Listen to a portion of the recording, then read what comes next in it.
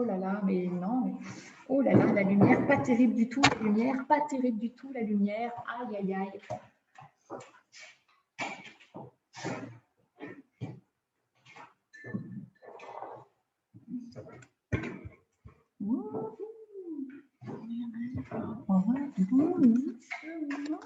Ah là, c'est pas mal. C'est pas mal, ok. Alors...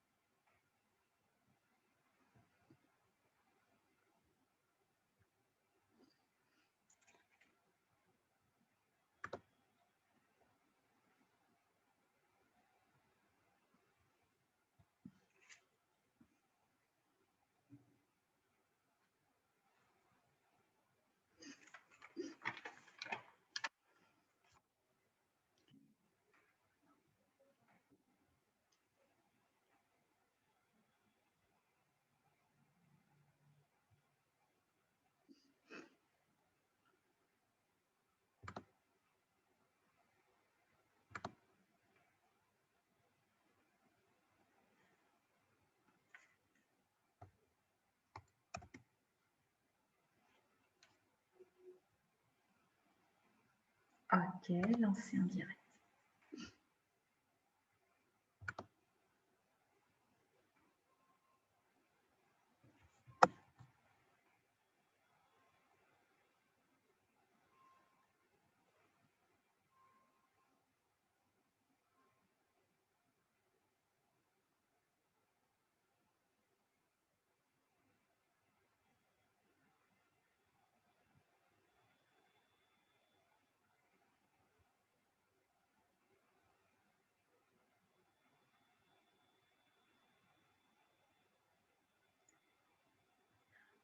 Hello, hello, hello Facebook.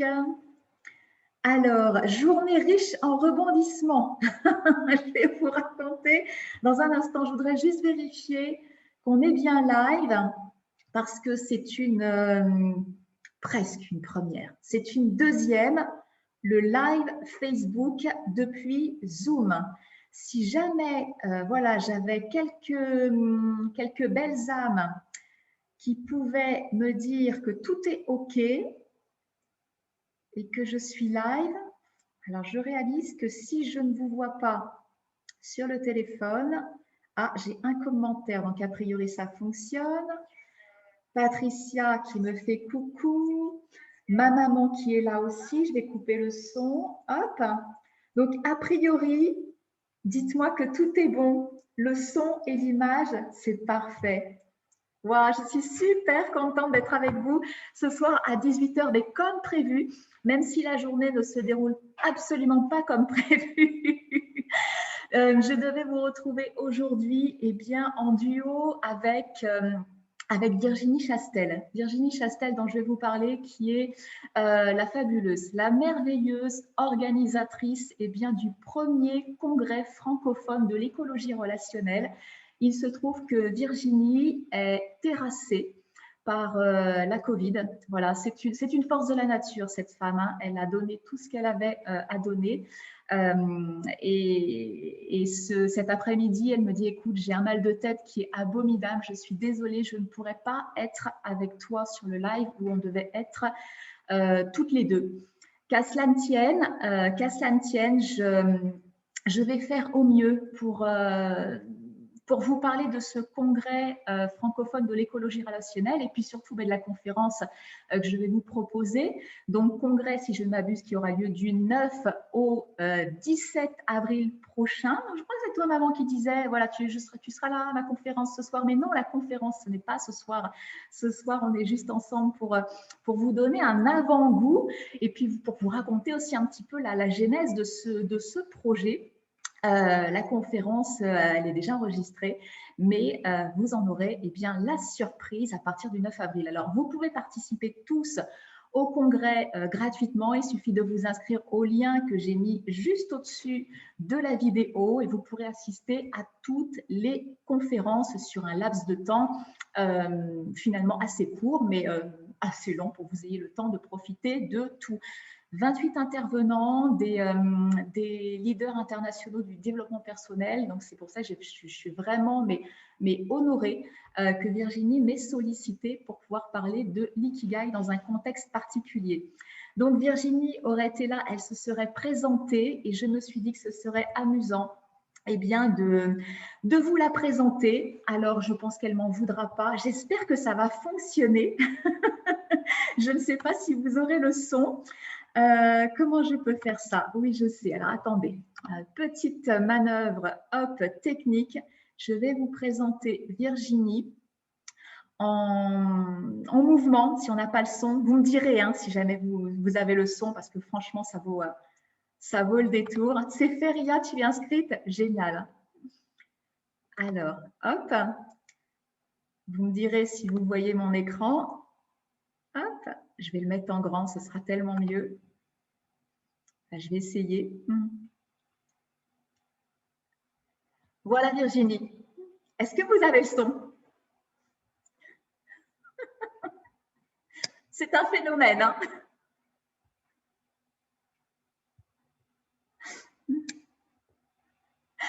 Voilà, c'était juste un petit clin d'œil pour que Virginie soit avec nous finalement.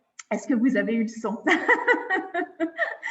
Un petit clin d'œil pour qu'elle soit avec nous pendant qu'elle se repose. J'imagine qu'elle est sous la couette et que… Oups, qu'est-ce que j'entends? Attendez, on va couper Facebook parce que du coup, j'ai une petite vidéo derrière qui n'a rien à voir. Hop.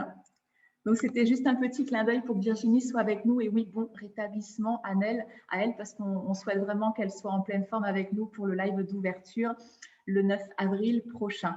Il n'y avait pas de son, Ria, vous l'avez eu en mouvement peut-être.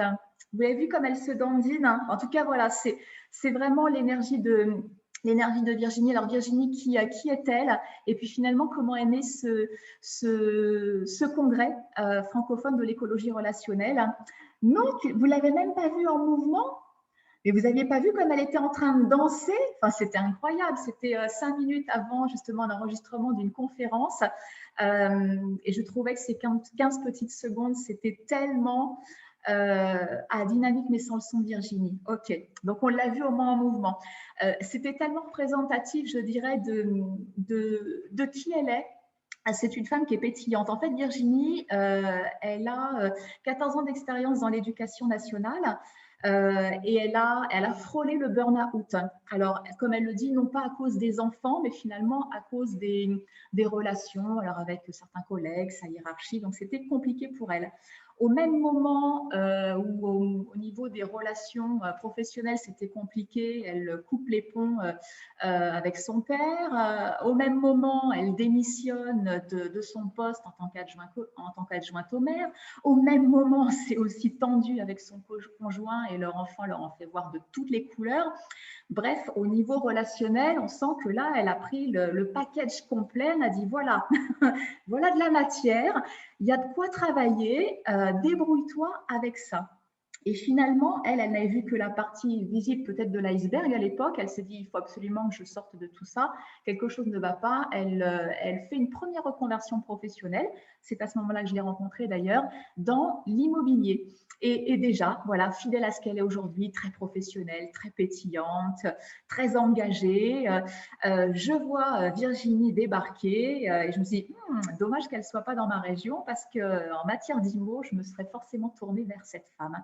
Et il se trouve qu'elle ne trouve pas l'étincelle, même si elle excelle, elle ne trouve pas l'étincelle dans cette première reconversion professionnelle et elle entame donc du coup un accompagnement personnel en coaching avec Thierry Redon qui sera donc du coup un des intervenants parmi les 28 intervenants sur le congrès francophone de l'écologie relationnelle.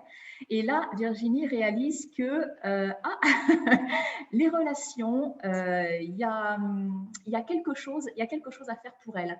Alors évidemment, il y a son accompagnement avec Thierry Redon. Elle rencontre aussi Martin Latulippe. Nous avons Martin Latulippe en commun et François Lemay, qui sont évidemment des grands leaders du développement personnel que vous avez forcément croisés sur Internet.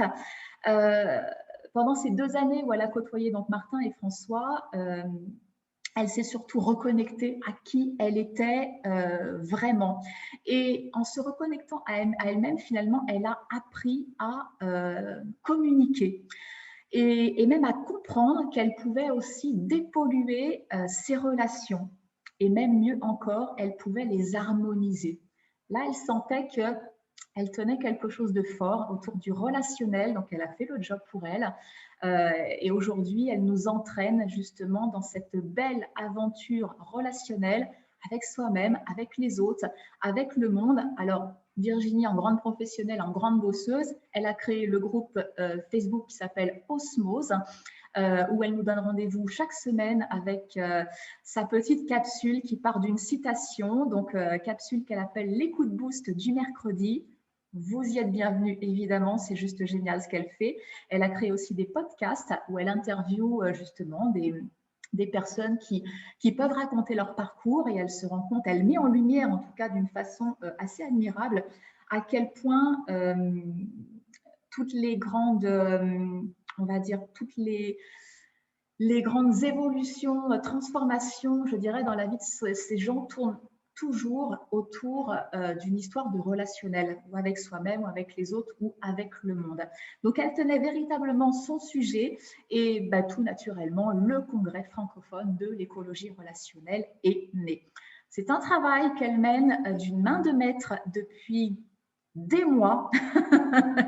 Elle m'a sollicité, elle nous a sollicité depuis des mois et je peux vous assurer que moi, je lui souhaite un très, très bon rétablissement pour qu'elle puisse vraiment jouir des fruits de son travail parce que ça a été tellement bien orchestré que ça a été un plaisir de collaborer avec Virginie. Pour que vous puissiez saisir un petit peu quel genre de bout de femme c'est, certes, elle a organisé ce congrès, mais c'est pas juste un congrès sur l'écologie relationnelle parce que le sujet peut être sympathique. Elle incarne l'écologie relationnelle. Elle a créé un groupe Facebook donc de co-créateurs du congrès francophone de l'écologie relationnelle, c'est-à-dire avec tous les intervenants. Nous sommes sollicités à toutes les étapes. Elle avance et elle structure les choses avec une transparence que je n'ai jamais vue ailleurs, ce qui fait que, pour moi, elle porte le congrès, c'est une évidence, mais elle aime toujours nous dire que nous sommes les co-créateurs et nous l'avons créé ensemble.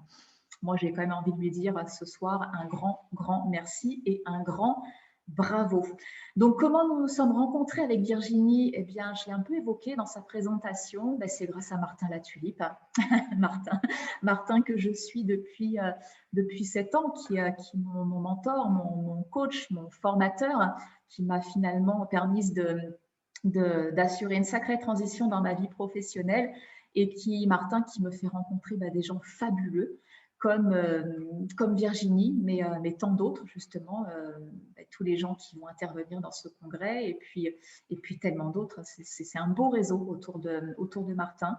Donc merci à Martin de m'avoir mis en relation avec Virginie. Et puis c'est vrai que si Virginie avait été là, elle aurait pu vous dire pourquoi elle m'a proposé finalement d'intervenir sur ce congrès de l'écologie relationnelle. On a eu l'occasion d'en parler, donc je peux peut-être être porte-parole pour elle. Ça aurait été tellement plus dynamique si elle avait été là, évidemment. On aurait aussi beaucoup ri, mais bon, on comprend la situation, vous la comprenez, j'imagine. Coucou Romain. Qui c'est qui dit si elle se déhanche bien, Ria? Oui, j'ai vos commentaires en décalage. Donc, pourquoi elle m'a demandé de rejoindre l'aventure? En fait, Virginie avait entendu parler de l'ikigai, elle en avait plus qu'entendu parler, elle en avait fait l'expérience, elle trouvait l'outil assez extraordinaire.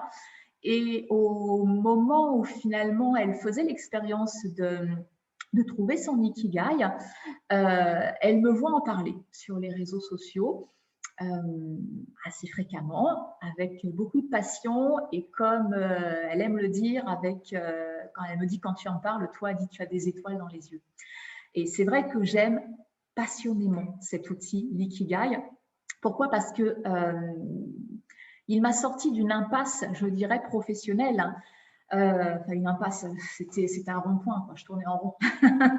Je gérais professionnellement et en fait, dans mon rond-point, j'avais toujours « Ah, tiens, une sortie, tiens, je vais prendre celle-ci, c'est ah, tiens, un projet, oh, bon, non, c'est pas bon, je reviens. » Et puis, je tourne en rond « Ah, tiens, un autre projet. » Je fais partie de ces gens nombreux qui ont 1000 centres d'intérêt, 1000 idées à la minute, qui croient toujours avoir trouvé le sujet sur lequel ils vont pouvoir travailler et accompagner les gens. Et en fait, il y avait toujours quelque chose de mieux qui s'appelait, qui se manifestait à moi. Et je ne trouvais pas ma place. J'avais le sentiment de commencer 1000 choses, d'aller au bout de rien. Et finalement, professionnellement parlant, c'était beaucoup d'investissement pour des résultats qui étaient franchement pas à la hauteur de tout ce que je faisais. Jusqu'au jour où l'ikigai rentre dans ma vie et là, non seulement je comprends qui je suis, mais tout d'un coup, je vois le lien qu'il y a entre tous ces centres d'intérêt. C'est-à-dire sur mon rond-point, là, toutes les sorties qu'il y avait, il n'y avait pas à choisir, quoi. Il n'y avait pas à choisir, c'est qu'il y avait vraiment un lien. On dit que tous les chemins mènent à Rome, ben là, toutes les sorties menaient à moi, quoi. Mais il fallait que je comprenne qui était justement ce moi, quel était mon axe, et à partir de cet axe, finalement, pouvoir travailler professionnellement. Là où j'avais finalement avant, on va dire, peut-être grand maximum, 90 jours d'attention soutenue autour d'un sujet, d'un projet, aujourd'hui, ça va faire 3 ans que je travaille avec l'ikigai. Autant dire que j'ai véritablement trouvé mon axe et quelque chose qui fait véritablement sens et qui me permet véritablement d'accompagner des gens qui sont dans la même situation que celle où j'étais auparavant, c'est-à-dire qui sont dans la dispersion, qui n'arrivent pas à trouver leur voie professionnelle, en tout cas une voie professionnelle qui les allume assez pour finalement rester motivés et engagés dans la durée. Voilà. Et devant cette passion en fait qui m'animait quand je parlais de l'ikigai, eh bien Virginie m'a dit j'aurais voulu en parler, mais finalement c'est toi qui s'est imposé parce que j'avais envie d'avoir cette pétillance en mettant en avant cet outil qu'est l'ikigai. Donc voilà pourquoi Virginie m'a sollicité pour intervenir sur le congrès francophone de l'écologie relationnelle. Alors, de quoi je vais vous parler pendant ce congrès? La conférence que j'ai proposée s'appelle « Harmoniser toutes les parts de soi-même grâce à son ikigai ». Parce que je vais vous mettre un peu les choses en contexte et ça va vous rappeler certainement des souvenirs à tous, sans exception. Quand voilà, vous allez à une soirée, on vous dit bonjour, salut, comment tu t'appelles? Je m'appelle Valérie, je m'appelle Romain, je m'appelle Ria, très bien. Tu fais quoi dans la vie? Ou t'es qui toi? Tu fais quoi dans la vie? Et tu fais quoi dans la vie? C'est fou, mais on se définit à travers un métier, la plupart du temps. Oui, à 99% du temps, parce que je me souviens d'une période de ma vie où j'étais à la maison. Mon deuxième enfant était né et les congés parentaux venaient de sortir, donc j'étais à la maison et c'est vrai que quand mon ex-mari invitait du monde et on dit « Salut, toi, qu'est-ce que tu fais ?» Je travaillais plus, moi je m'occupe des enfants à la maison et je voyais bien que c'était pas très intéressant pour les gens qui venaient à ma rencontre. Et puis un jour j'en ai eu marre et quand on me disait « Toi, tu fais quoi ? Et toi, qu'est-ce que tu fais dans la vie ?» Moi, je suis cadre familial, que je leur répondais. Ah bon, c'est quoi ça? Ben voilà, je gère la maison, les enfants, et puis ceci, et puis cela. Et finalement, c'est vrai que cadre familial, eh bien, ça matchait parfaitement avec la responsabilité et la diversité des tâches qui incombent aux femmes qui restent à la maison pour pas seulement élever les enfants.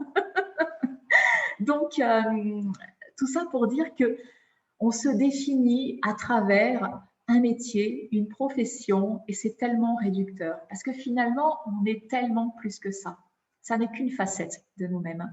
Et justement, l'ikigai permet d'aller identifier toutes ces facettes de nous-mêmes. Donc, il faut comprendre que l'ikigai, c'est un outil d'abord de connaissance de soi, qui je suis, mais qui je suis de façon globale, quoi. Pas juste à travers mon travail. Mon travail ne me définit pas, tout comme le fait que je sois maman, ça ne me définit pas. C'est tellement plus vaste qui je suis et qui tu es. Donc, c'est un outil de connaissance de soi. C'est un outil de recentrage. Regarde le geste, hein, c'est toutes les parts de soi. Tu as vu, tu te rappelles le rond-point là, le truc qui part dans tous les sens. Il y a toutes les parts de soi, c'est comme des pièces, les pièces d'un puzzle. Elles sont toutes éparpillées. L'ikigai, c'est un outil de recentrage parce qu'on va prendre toutes ces pièces, on va les rassembler. On va les rassembler et les assembler simplement pour voir l'image qui se dessine. Cette image, elle est unique. Ça, c'est qui tu es. Et à partir de ce recentrage et cette connaissance, je dirais, infime et intime de toi-même, on va pouvoir commencer à travailler sur le fameux alignement. Je sais qu'aujourd'hui, professionnellement parlant, en tout cas tous ceux qui sont en train de développer une activité en tant que travailleur autonome, travailleur indépendant, on voit bien, on prend bien conscience que si ça ne matche pas, si c'est une question d'alignement. Mais tu n'es pas aligné avec ton projet. C'est quoi l'alignement? C'est quoi l'alignement? Et bien justement, l'ikigai, c'est un outil qui permet de comprendre ce qu'est l'alignement. Comment on peut proposer, on peut faire une proposition au monde de quelque chose qui est juste, qui résonne avec justesse, avec qui l'on est. Donc, c'est de ça dont je vais vous parler en fait dans cette conférence. Et qu'est-ce que ça amène au bout? Je dirais beaucoup de liberté d'être et beaucoup de joie aussi, beaucoup de joie. Je dis souvent, quand je ne parle pas d'ikigai, je dis souvent, mais suis la joie, quoi, du verbe suivre. Suis la joie, suis ce qui te met en joie. Je dis aussi, en ce moment j'en parlais, je dis aussi, écoute ton enfant intérieur, hein. Tu sais, voilà, ce petit enfant qu'on était finalement avant, un enfant qui avait des rêves, qui était dans le moment présent, qui voyait quelque chose à découvrir, il y allait avec beaucoup de curiosité, beaucoup d'enthousiasme, qui s'inventait des histoires, qui ne se posait pas de questions. En fait, c'est cet enfant-là qu'il faut aller retrouver parce que lui, il savait suivre la joie. La joie, c'est ce qui nous rend vivants. Et le monde aujourd'hui a vraiment besoin de gens vivants. Vivants. Donc voilà, cette conférence que je vais proposer pendant le congrès francophone de l'écologie relationnelle, hein, harmoniser toutes les parts de soi-même grâce à notre ikigai, ça permet à la fois de se connaître, de se recentrer et de s'aligner professionnellement, mais pas que, dans tous les secteurs de notre vie. C'est plutôt quelque chose de sympathique. Si ça vous intéresse, j'ai mis le lien juste au-dessus de la vidéo. Vous pouvez vous inscrire gratuitement au congrès. Vous pourrez assister à 28 conférences juste extraordinaires. Vous aurez même donc du coup le descriptif des intervenants, les titres des conférences. Et puis, vous pourrez les regarder en replay aussi si vous n'êtes pas là au moment où elle sort. Et puis, pour ceux qui le souhaitent, il y aura évidemment un coffret qui vous sera proposé. Vous pourrez donc du coup l'acheter, bénéficier donc du coup pour une durée indéterminée, donc une durée à vie, hein, de toutes les conférences, mais en plus de bonus, d'ateliers, de masterclass, bien que chacun des experts va vous proposer. Alors moi, je vous garde la surprise du cadeau que je vous fais à la suite de ma conférence. Je vous invite à y participer. Et puis hâte de vivre ce moment avec vous en direct déjà pour le live d'ouverture le 9 avril et on fera un live de fermeture le 17 avril, et bien tous ensemble. On l'espère très fort avec Virginie. Virginie, je t'embrasse, nous t'embrassons. Mettez-lui des petits commentaires, Virginie. Voilà, mettez-lui des petits commentaires, on la notifiera pour lui faire de gros bisous, lui souhaiter un très très bon rétablissement. Je pense à toi, on pense tous à toi. Repose-toi, on sait que tu es une grande bosseuse, on sait que tu fais les choses à la perfection, tu n'as rien à prouver à personne. L'essentiel est fait, l'important est géré. Pour les urgences, comme on dit, on a le droit de croire au miracle, mais je sais que ce premier congrès francophone de l'écologie relationnelle, ce sera un grand succès à la hauteur de ton investissement et de ce que tu as su fédérer autour de toi avec tous les intervenants. Les amis, je vous embrasse très très fort. Merci à vous d'avoir été là à 18 h. Et je ne sais pas si on refera avec Virginie. Hein. Je pense que maintenant, on va lui dire repose-toi et puis on se donne rendez-vous pour le grand départ. Je vous embrasse, je vous souhaite une belle soirée et je vous dis à très bientôt.